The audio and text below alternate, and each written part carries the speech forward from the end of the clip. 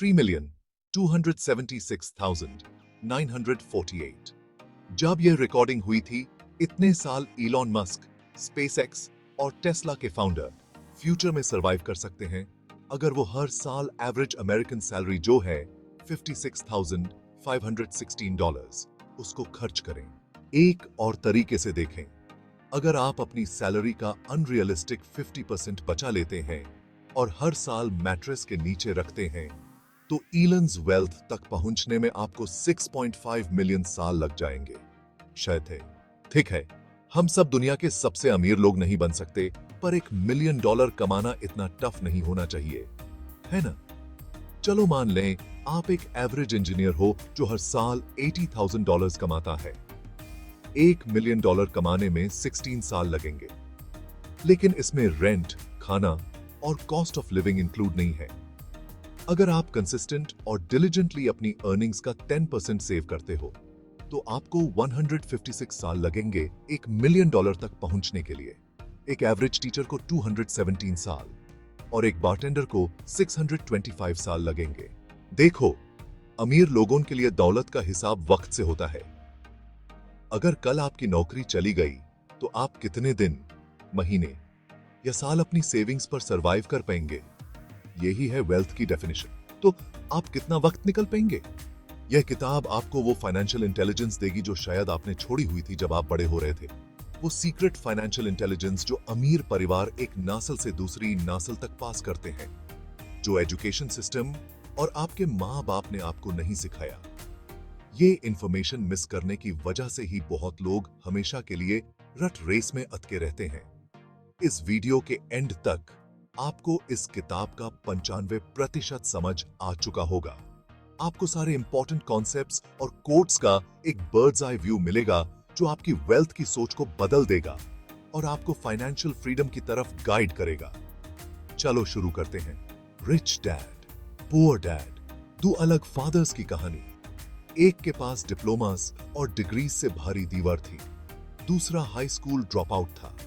एक मरने के बाद बस कर्ज छोड़कर जाएगा और दूसरा हवाई के सबसे अमीर लोगों में से एक बन के अपनी एम्पायर अपने बचों को देकर जाएगा। रिच डैड ने दो लड़कों को एक जर्नी पर ले गया ताकि वो अपने दिमाग का बेस्ट यूज करें और फाइनाइट टाइम में इन्वेस्टमेंट्स और बिजनेस के थ्रू वेल्थ क्रिएट करें। ये कहानी ये बताती है कि मैं अफोर्ड नहीं कर सकता और कैसे अफोर्ड करूं के बीच का फर्क क्या होता है। उसके पुअर डैड अक्सर कहते थे, मैं कभी अमीर नहीं बन पाऊंगा, और उनकी ये प्रोफेसी सच हो गई। लेकिन रिच डैड चाहे बैंकरप्ट हो या जीरो बैलेंस पे हो, हमेशा कहते थे, मैं एक अमीर आदमी हूं।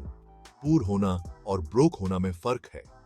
ब्रोक होना टेम्पररी होता है, लेकिन पुअर होना हमेशा के लिए होता है। पहला लेसन, अमीर लोग पैसन के लिए काम नहीं करते, गरीब और मिडिल क्लास पैसन के लिए काम करते हैं। अमीर लोगों के लिए पैसा उनके लिए काम करता है।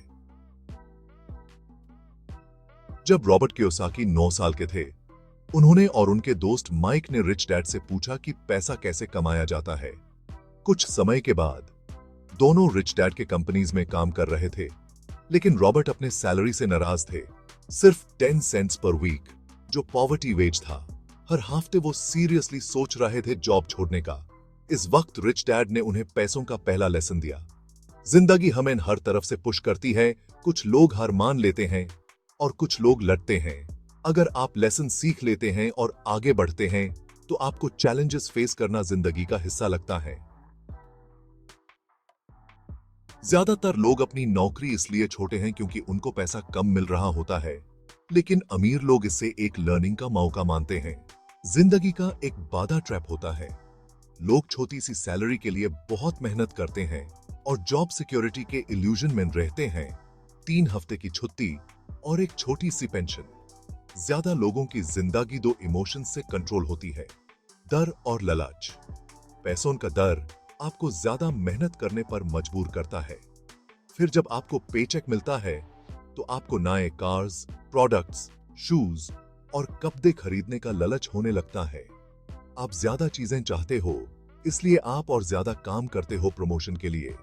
फिर आप इस साइकिल में अटक जाते हो। आप उठते हो, काम पे जाते हो, घर आके बिल्स चुकाते हो। आपकी बढ़ती कमाई से खर्च भी बढ़ता है, और ये रथ रेस बन जाता है। इस मेंटल ट्रैप से निकलने के लिए रिच डैड ने उनके वेजेस जीरो कर दिए। रॉबर्ट को हिम्मत नहीं हुई पुअर डैड को बताने कि वो बिना पैसों के काम कर रहा था। फिर उन्होंने काम सिर्फ नॉलेज के लिए किया और रिच डैड ने उन्हें मजबूर किया कि वो अपने इनकम जनरेट करने के तरीके ढूंढें।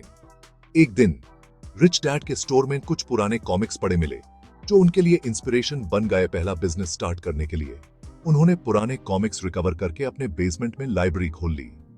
क्लासमेट्स को एंट्री के लिए 10 सेंट्स देने होते थे और उन्होंने अपनी बहन को $1 पर वीक वेज दिया। थोड़े ही टाइम में बिना काम किए वो $9.50 पर वीक कमाने लगे। ये उनकी जर्नी की शुरुआत थी, पैसा कमाने के लिए काम करने के बजाय पैसों को अपने लिए काम करना सीखना।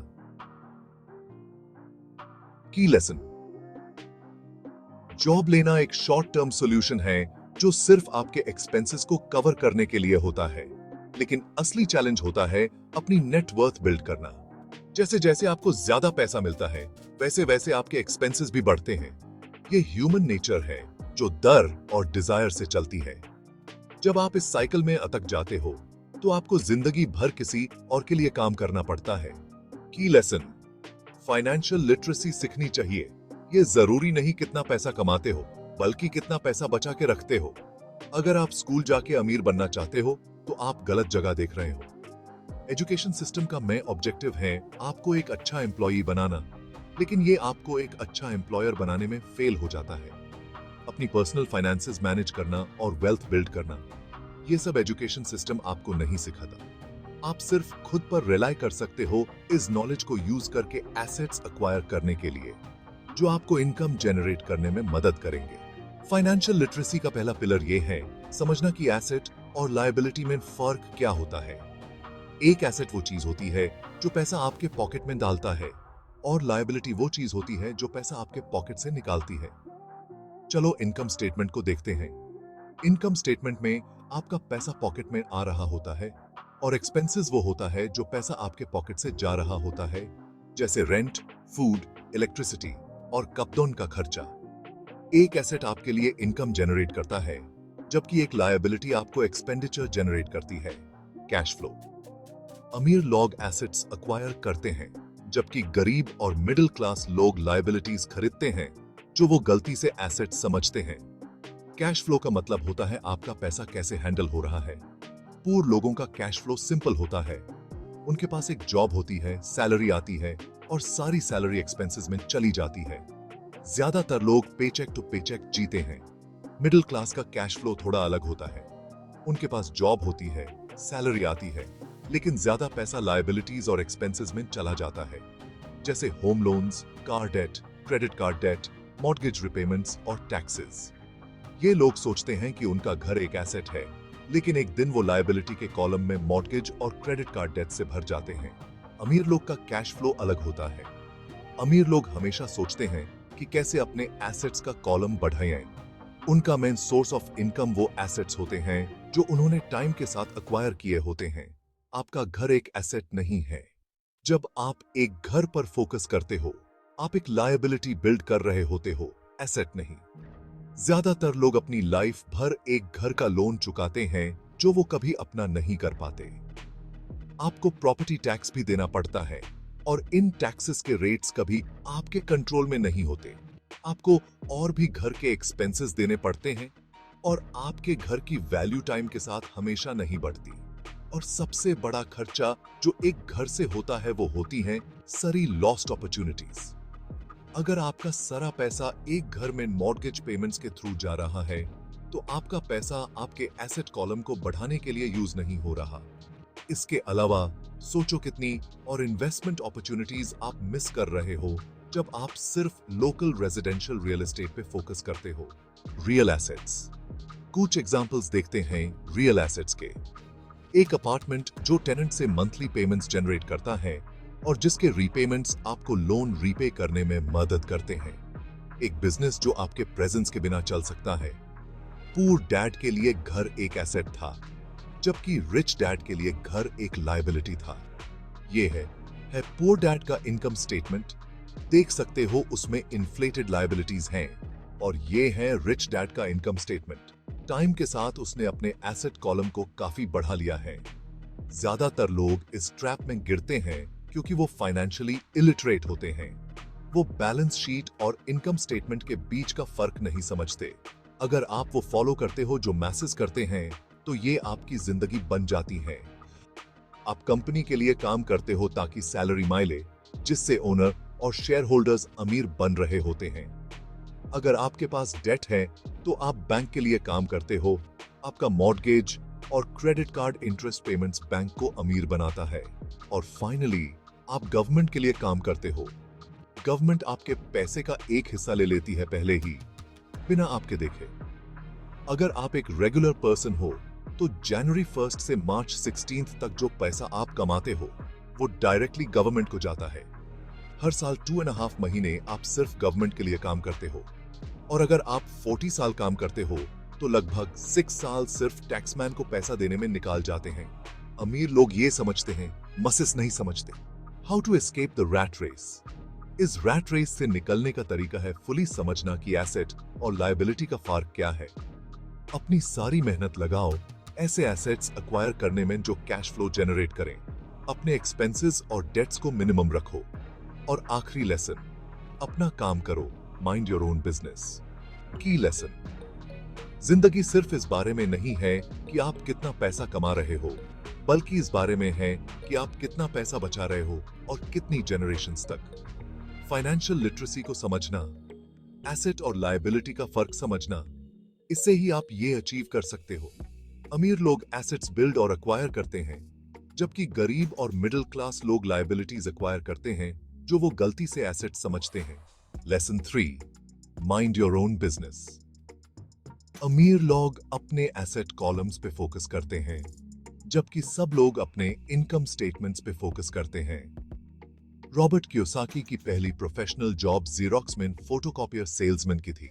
उसने अपने वेजेस को अपार्टमेंट्स में इन्वेस्ट किया और सिर्फ 3 साल बाद उसके इन्वेस्टमेंट से आने वाली रेवेन्यू उसकी सैलरी को एक्सीड कर गई। फिर उसने ज़ेरॉक्स छोड़ दिया और अपने बिजनेस को फुल टाइम देखने लगा। तो ऐसे कौन से रियल एसेट्स हैं जिसमें आप अपना ध्यान लगा सकते हो?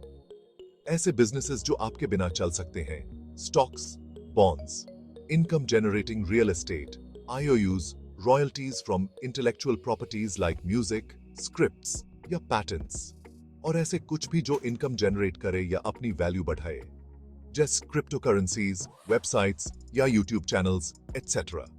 जब $1 आपके एसेट कॉलम में आ जाए, उसे कभी निकालने मत दो। अपने एसेट कॉलम को फीड करो। रॉबर्ट हर डॉलर को जो उसने अपने एसेट कॉलम में डाला है, एक एम्प्लॉई समझता था। हर डॉलर एक ग्रेट एम्प्लॉई था जो और एम्प्लॉइज बनाता था ताकि बॉस के लिए नई पोशाक खरीद सके। और सबसे बड़ी बात, पैसा आपके लिए 24 घंटे काम कर सकता है और जनरेशंस तक भी काम कर सकता है। की लेसन, अपने प्रोफेशन और अपने बिजनेस को कंफ्यूज मत करो। मिडिल क्लास लोग अपने प्रोफेशन पर फोकस करते हैं और इस वजह से वो अपनी जिंदगी भर किसी और का बिजनेस बिल्ड करते हैं। अमीर लोग अपना खुद का बिजनेस बिल्ड करते हैं। आपका प्रोफेशन सिर्फ आपके इनकम सेक्शन पे फोकस करता है, लेकिन आपका बिजनेस आपके बैलेंस शीट के एसेट कॉलम के अराउंड घूमता है। दोस्तों, आप वीडियो के एंड तक पहुंच गए हो। इस वीडियो का पहला पार्ट ये था। अगर आपको ये वीडियो हेल्पफुल लगी और आप एडिसन को बॉटल से निकलते हुए देखना चाहते हो, तो प्लीज लाइक, कमेंट, सब्सक्राइब करो और नोटिफिकेशन बेल को हिट करो ताकि आप पार्ट 2 मिस न करो और ऐसे और वीडियोस भी देख सको। और अगर आप एडिसन की मदद करना चाहते हो, जो तब तक बॉटल में फंसा रहेगा जब तक आप नहीं करते, तो वो आप पर है। बस कह रहा हूं, अगर आप ये वीडियो बाद में देख रहे हो, तो मैं सेकंड पार्ट का लिंक डिस्क्रिप्शन में डाल दूंगा।